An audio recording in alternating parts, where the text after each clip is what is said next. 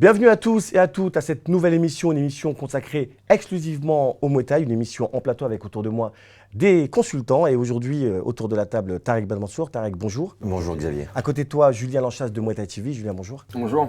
Et puis à ma droite, nous avons Christophe Lévesque.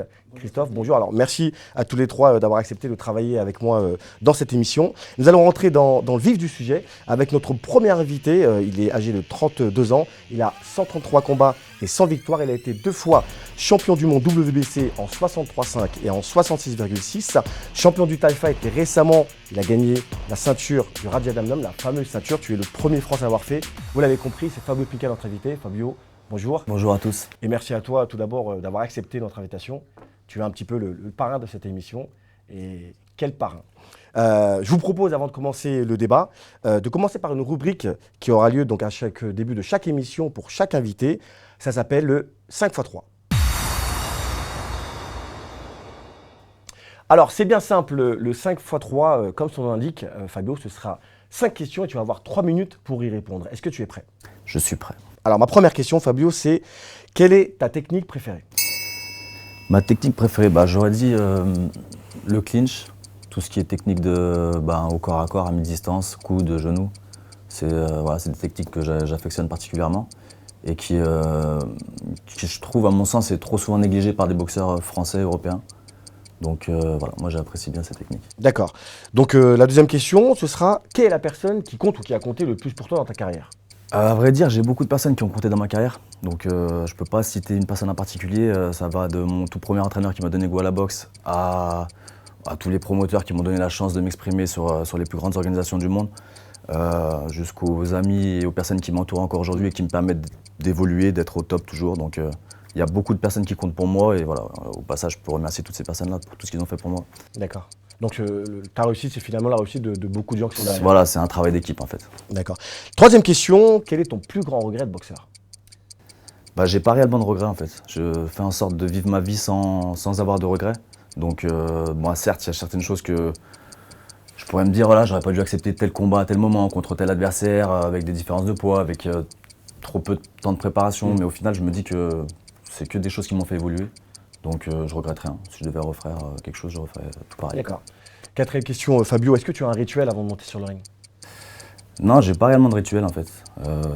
Je suis assez détendu avant de monter sur le ring, donc quand j'arrive sur le lieu du combat, j'aime bien poser un petit peu dans le public, voilà, ressentir un petit peu l'ambiance de la salle, voir un petit peu les premiers combats. Je suis assez détendu, donc j'ai pas réellement de rituel. Donc dernière question, Fabio, on espère que ça va arriver le plus tard possible, mais est-ce que tu as prévu une carrière après ta carrière de boxeur? Qu'est-ce que tu vas faire? À vrai dire, j'ai déjà commencé à envisager mon après-carrière. J'ai déjà monté ma salle, donc aujourd'hui, j'arrive à faire les deux en parallèle. Demain, quand j'arrêterai, je m'occuperai principalement du développement de ma salle, de ma marque Ringside, de mes boxeurs aussi.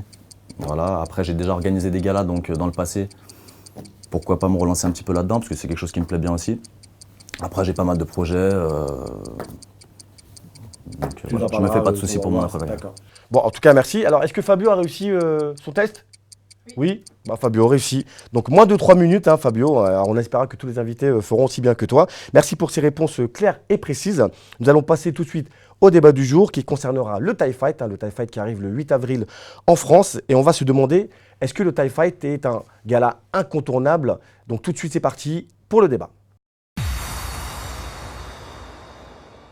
Et nous allons parler donc du Thai Fight. Je vais tourner vers toi, Julien. Est-ce que pour toi, le Thai Fight est un gala incontournable et on va parler plus précisément de l'organisation du Thai Fight qui est quand même une grosse machine? Pour moi, forcément, le Thai Fight, c'est incontournable. C'est le plus gros gala de Muay Thai actuellement. On voit l'émotion que ça a suscité dès l'annonce du Thai Fight à Paris. On parlait que de ça sur les réseaux sociaux, dans les salles de boxe. C'est le gala où tous les boxeurs rêvent de combattre. C'est le gala où tous les spectateurs ont envie d'y assister, quoi. Donc oui, c'est... donc pour toi, tu as répondu, c'est vraiment le gala incontournable. Moi, personnellement, dès qu'on m'a annoncé le Thai Fight à Paris, peu importe ce qui se passait, je prenais mon billet, quoi. C'était certain. D'accord. Ouais. Tarek, ton avis sur le sujet? Je pense que le Thai Fight, c'est une appellation qui suffit à elle-même, quoi. Je veux dire, c'est un savoir-faire organisationnel qui a l'habitude de grosses organisations, avec les meilleurs Nakmuay, avec de très belles oppositions. Je pense que le Thai Fight, c'est le rendez-vous incontournable en matière de pied-point. Alors bon, apparemment, je pense qu'on va être assez d'accord. Déjà, le Thai Fight en termes de longévité, c'est quand même un gala, enfin, c'est une organisation qui date depuis 2010, donc qui organise régulièrement au moins 4-5 galas dans l'année. Donc déjà, ils ont fait leurs preuves. En termes de visibilité, on voit que c'est quand même un grand show, feu d'artifice, il y a des mises en scène. Enfin, c'est vraiment, vraiment l'événement incontournable. Oui, D'accord. Bon, sur ça, on est d'accord. D'ailleurs, tu t'en as perche de 2010. Fabio, tu as boxé, donc tu l'as fait le TIE Fight. Toi, tu l'as d'ailleurs remporté. La finale face à Youssef Bouganem. Toi qui a été dans le cœur même de cette organisation, qu'est-ce que tu peux nous en dire?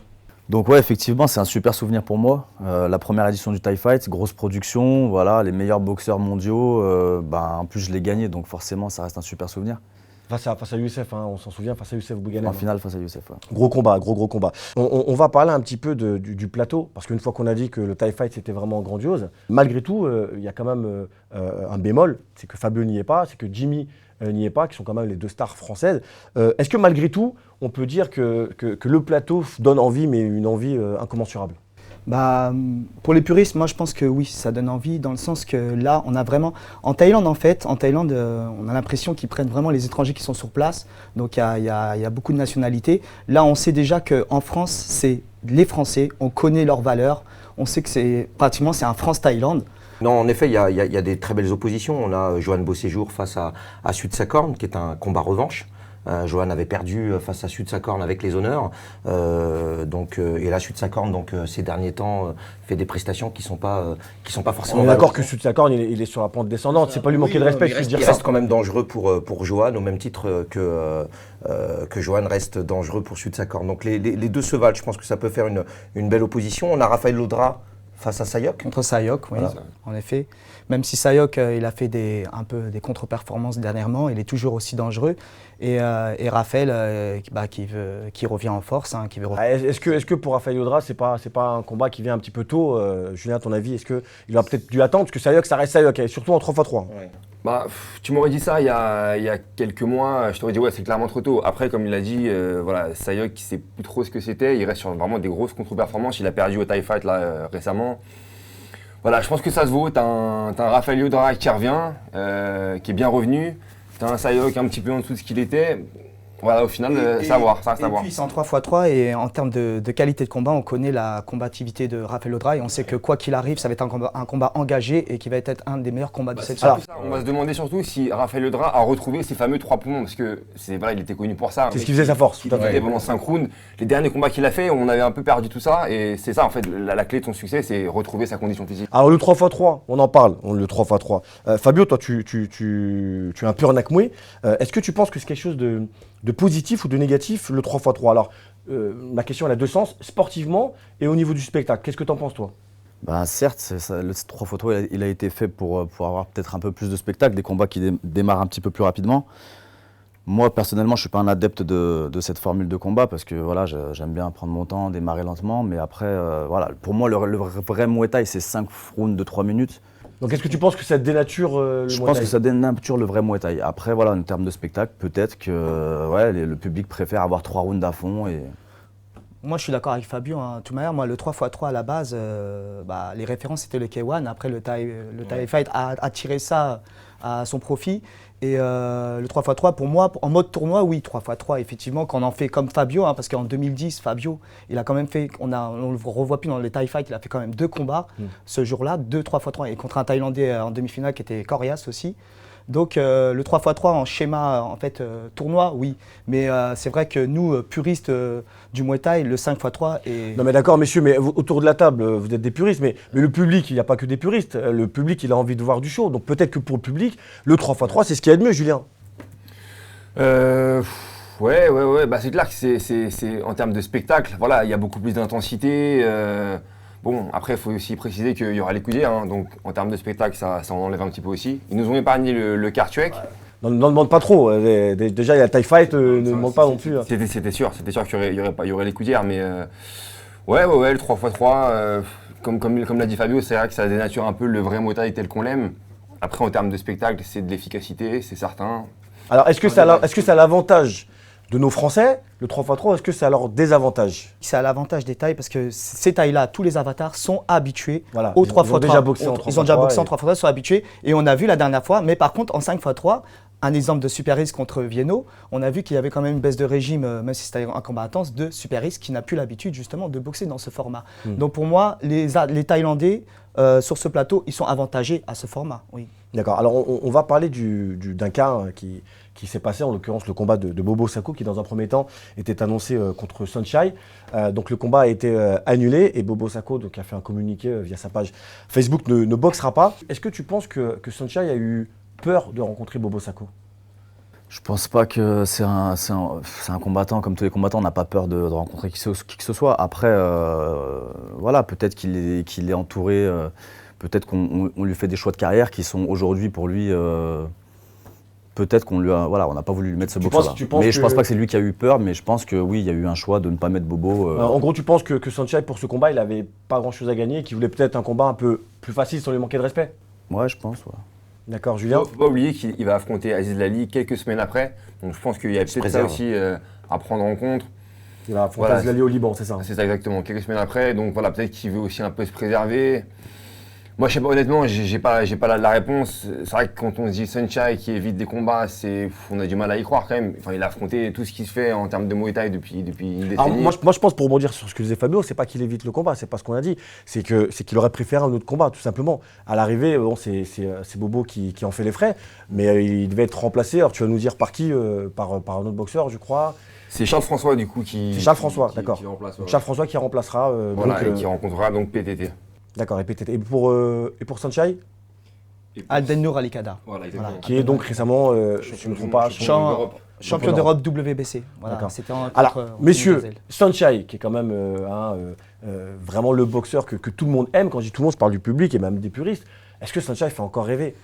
Moi, je dis oui. Alors, pourquoi? Il fait rêver dans un sens parce que, par exemple, je vais beaucoup dans les compétitions enfants et je vois souvent dans les compétitions, dans les assauts techniques, il y a une technique de Sunshine. Il y a la roulette. C'est le zizou? Il y a le zizou, voilà, c'est le zizou de la boxe. Et déjà, là, c'est là que je vois déjà, quand je vois les enfants qui font même le ciseau front kick, je vois qu'il y a du Sunshine. Après, l'engouement aussi dans les stages. On a vu sur les stages, à chaque fois, ils ramènent du monde. Mais, ouais. Donc, Sunshine, pour moi, il fait toujours rêver. Mais il fait moins rêver les puristes. D'accord. Je partage pas forcément ça. Pour moi, Sunshine, ça reste quand même la référence. C'est quand même l'un des plus grands combattants en matière de Muay Thai. 295 victoires, 52 défaites. C'est pas forcément un puncher, mais ça reste quand même un boxeur extrêmement fimeux. Tu l'as dit à juste titre, Christophe. Sa fameuse roulette donc a marqué les esprits. Je veux dire, aujourd'hui, tout le monde, et même le Nakmoé français, essaye d'imiter l'inimitable Sunshine au niveau de sa roulette. Il est quand même considéré comme le meilleur Nakmoé, toutes catégories confondues. Et dans son pays, c'est une véritable star. Oui, mais après, en même temps, tout ce que tu dis là, c'est du passé. Mais malgré tout, est-ce que tu penses que Sunshine aurait pu battre Bobo Sacco?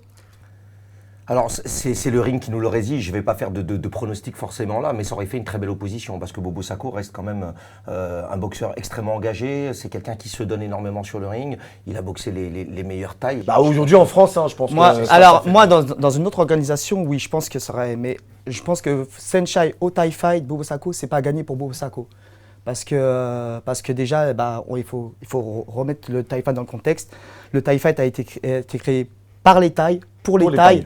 Et ils disent bien que c'est pour faire connaître dans le monde que les boxeurs Thaïs sont les meilleurs. Ouais. Et quoi qu'il arrive, on a déjà vu des oppositions où les Thaïlandais, ils sont largement favoris et c'est très très dur de s'imposer au Thai Fight. Hein. C'est très très dur. Même en France, tu penses qu'ils vont être dans la même logique? Parce que quand même, on est dans un Thai Fight en France. Alors, je ne sais pas, parce qu'en fait, je ne sais pas qui va... Est-ce que c'est le staff Thai Fight qui va arbitrer, juger? Ça, il faut voir aussi. Donc, il faut voir si c'est jugé à la thaïlandaise. Et en plus, c'est quand même diffusé. Il y a 15 millions de téléspectateurs qui suivent le Thai Fight en Thaïlande. Je pense que ça va être en direct de Thaïlande. Donc, quoi qu'il arrive, il va y avoir aussi... il va falloir que les Thaïlandais brillent. Alors, moi, ce que je peux dire, c'est que les Thaïlandais, je pense qu'ils n'ont jamais été aussi en danger par rapport aux autres éditions où c'est vraiment des inconnus complets. Ouais. Là, franchement, on voit un peu la liste. Moi, j'ai déjà au moins 3-4 Français sur lesquels je mets un petit billet, quoi, vraiment. Alors, avant de revenir sur les Français et d'autres combats, déjà, je suis d'accord avec toi. C'est vrai que souvent, on entend ici et là que le Thai Fight, les oppositions ne sont pas forcément au niveau. Là, c'est vrai qu'on ne va pas se mentir. Là, je pense qu'on va se régaler, le public va se régaler. Fabio, toi qui as rencontré Sunshine et qui a également rencontré Bobo. Donc Bobo, on peut dire que, je ne sais pas si tu es d'accord avec moi, qui fait partie au moins du top 3, du top 5 en moins de 67 kilos. Si ce combat avait eu lieu, tu en aurais pensé quoi toi? Tu penses que qui aurait pu gagner? Moi, je pense que Bobo, il avait toutes ses chances de gagner. Et voilà, après, Saenchai, moi, je pense que Saenchai, le public s'est lassé un petit peu de lui parce que c'est un petit peu toujours les mêmes combats qu'il fait. Alors, certes, bien sûr. Tu penses qu'il ne prend pas les combats assez sérieusement? Ouais, je pense qu'aujourd'hui, il est plus comme il y a quelques années, en fait. Et puis, bon, après, il rencontre pas aussi des top clients ces derniers temps. Comme il disait, au Thai Fight, on lui met souvent un petit peu des boxeurs qui ne sont pas au niveau, quoi. Donc, un boxeur comme Bobo, il leur a donné beaucoup de difficultés, je pense. Mais en sachant que le format Thai Fight, c'est pas comme un format stadium. Le format Thai Fight, c'est du show, du spectacle. Et Saenchai est le produit fait pour le spectacle. C'est du show, du spectacle, Voilà, mais ça reste quand même du Muay Thai avec un résultat, avec des enjeux et sportifs et des enjeux économiques. Hein. Pour les Nak Muay, oui, mais pour le public, ils viennent voir. Ils vont voir en priorité, moi je pense, les avatars.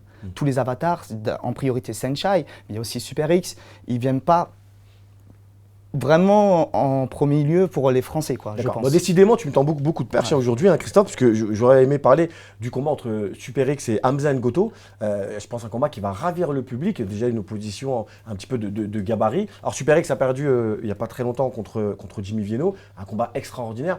Qu'est-ce que tu en penses, Julien? Est-ce que pour toi, c'est l'un des combats les plus attendus de ce Thai Fight? Alors moi, c'est celui que j'attends le plus. On va dire dans les 2-3 combats que j'attends le plus. Hamza Ngoto, c'est un mec qui est sur une pente complètement ascendante. Il est très très très fort. Il est super grand, ce qui est vraiment très très dur à boxer. Et Super X, on l'avait mis un petit peu sur un piédestal, on croyait invincible. On l'a vu grâce à Jimmy Vienno que invincible il ne l'est pas. Certes, c'était en 5 rounds. Là, il sera en 3 rounds, en 3x3. Plus dans son domaine.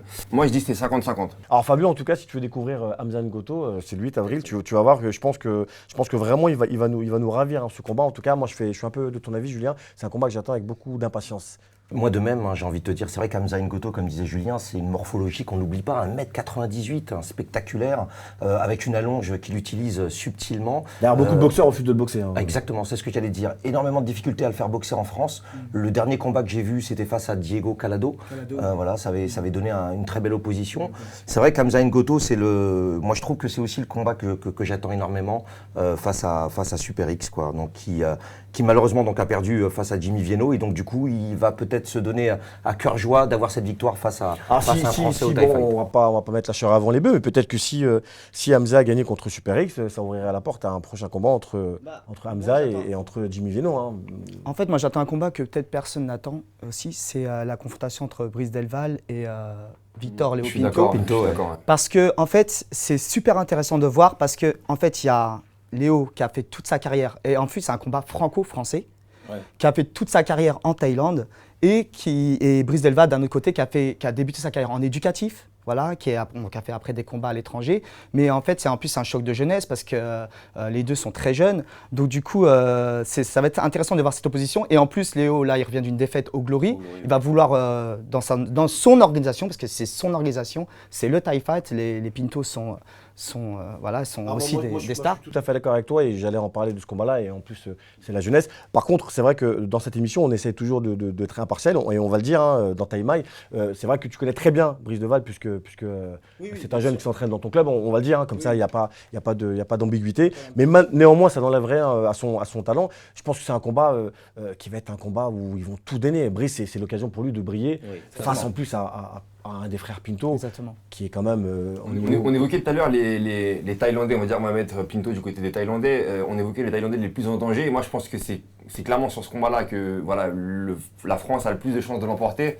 Brice Delval, moi c'est un de mes petits chouchous, c'est un mec qui est pétri de talent, et voilà, comme l'a dit mon collègue, effectivement, Pinto, il est sur une mauvaise passe, on va dire. Il a pris un gros KO au Glory, il n'est pas très bon dans ses baskets. Voilà, il y a toute la partie psychologique à prendre en compte, et le talent, vraiment, le talent incroyable de Brice Delval, quoi, vraiment. D'accord. Fabio, on parlait tout à l'heure de ta future reconversion. Organiser des galas, c'est pas quelque chose qui t'intéresserait? Bah si, puisque j'ai déjà organisé 2 galas dans le passé. Mais je veux dire vraiment te professionnaliser là-dedans. Et ouais, après c'est un vrai boulot, donc ça demande énormément de temps. Donc voilà, j'ai mis ça de côté parce que j'ai préféré me consacrer à ma carrière aujourd'hui. Demain, si j'arrête, Ok. Je pense que je me remettrai là-dedans. ouais. On en revient sur le TIE Fight, hein, moi pour avoir eu au téléphone l'organisateur, hein, parce que c'est vrai qu'on n'en parle pas beaucoup, hein, c'est beaucoup de travail, et donc Amidou, qui donc gère cette grosse organisation. Bravo, hein, c'est une bravo, grosse Amidou, cylindrée, ouais, ouais. bravo, C'est vrai qu'on parle souvent des boxeurs, on parle pas trop des hommes de l'ombre, donc je voulais lui rendre hommage quand même pour le travail qu'il va faire pour cette organisation. On va bientôt clôturer ce débat, et avant de le clôturer, j'aimerais que vous me donniez une note, alors une note sur l'aspect sportif de l'attrait de cet événement, ou une note simplement sur l'aspect spectacle. Est-ce que ça vous donne envie d'aller au TIE Fight, et quelle note donnez-vous au TIE Fight sur 10? Alors on va commencer par toi, Tarek. Alors la note, moi, ça serait 9 sur 10. D'accord. 9 sur 10. Donc D'accord. voilà, pour toutes les raisons qu'on a évoquées tout à l'heure, hein, l'appellation TIE Fight, les oppositions qui sont de toute beauté, même si on l'a souligné, il manque quand même des grands Nakmoué sur ce plateau. Il n'empêche que le plateau du TIE Fight est quand même un beau plateau à voir. D'accord. Julien, tu donnerais quelle note, toi? Moi, pareil, je mettrais 9 aussi. Je mets pas 10 parce que voilà, le côté français, on aurait pu faire mieux avec des Fabio, des Johan, Lidon, etc. Ça reste quand même le plus beau plateau de l'année, clairement. Alors, si tu mets Fabio, Johan, Lidon, etc., tu fais du 15 sur 10, hein, à mon avis. Exactement. Christophe? Moi, je donnerais 8. Pourquoi? Parce qu'effectivement, sur les oppositions, on aurait aimé voir, par exemple, un Vienno, on va pas se cacher, Bouguenem. Moi, j'aurais vraiment aimé voir aussi ce combat. Et les Coudières. Quand même, les Coudières qui va... on est quand même le seul... Enfin, les Coudières sont bien, mais en termes de visibilité... Oui, visuellement, le TIE Fight avec des Coudières, ouais, avec les on va Coudières, pas en faire le monde, voilà. on sait, on connaît l'histoire, on est en Voilà, France, les exactement. Coudières sont obligatoires. Fabio, toi, qu'est-ce que tu en penses de ce TIE Fight? T'as envie d'y aller? Bah moi j'irais, voilà, je trouve ça cool qu'une grosse organisation comme ça se déplace en France, et voilà, c'est un bon tremplin aussi pour nos jeunes boxeurs français de pouvoir voilà, affronter les top tailles quoi. Ok. Bon, bah écoutez, messieurs, merci à tous. Hein. J'espère qu'on a été relativement complet dans ce qu'on a dit. On va passer au reportage. Le mois dernier, Brian Denis faisait son grand retour sur les rings français. Nous étions sur place avec nos équipes. C'était une opposition face à Mathieu Guevara au Ultimate Fight de Laurent Zimmer. Je vous laisse découvrir les images d'Arnaud Martin Magneto. Je m'appelle Brian Denis, j'ai 26 ans. Ça fait maintenant un peu plus de 4 ans que je vis en Thaïlande. Je suis boxeur professionnel. J'ai juste l'année dernière pris le titre de champion du monde WPMF. Donc je vais boxer pour mon retour Mathieu Guevara. C'est plutôt quelqu'un de cardio qui avance et joue au corps à corps. Je me suis bien préparé pour ce combat. J'ai un peu d'appréhension parce que ça fait un moment que je n'ai pas boxé en France. J'espère après, plus tard, revenir boxer un maximum en France en fait. Alors le choix de Brian Denis, c'est tout simple. J'emmène mes élèves en Thaïlande chaque année et donc on va dans son camp et on a fait connaissance. Et puis en montant le gala, je me suis rendu compte qu'il me manquait un boxeur et que c'était exactement son poids. Un champion du monde face à un champion de France, l'affiche était belle, ça me plaisait. Donc on a tenté le coup et puis voilà, ça a fait un super beau combat.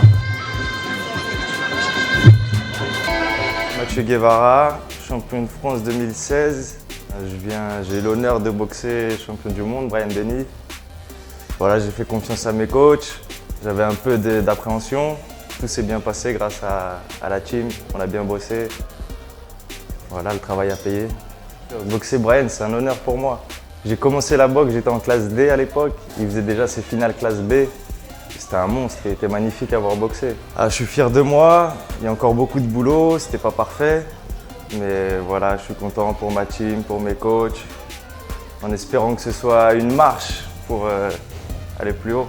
Bon, pour ce combat-là, un peu dégoûté. Je pense qu'ils savaient que j'allais partir lentement. Ça fait un moment que je boxe en Thaïlande. J'avais en quelque sorte un peu oublié comment ça se passe en France. Et c'est vrai que voilà, c'était à moi de m'adapter aussi. Et la prochaine fois, je pense que ça se passera mieux.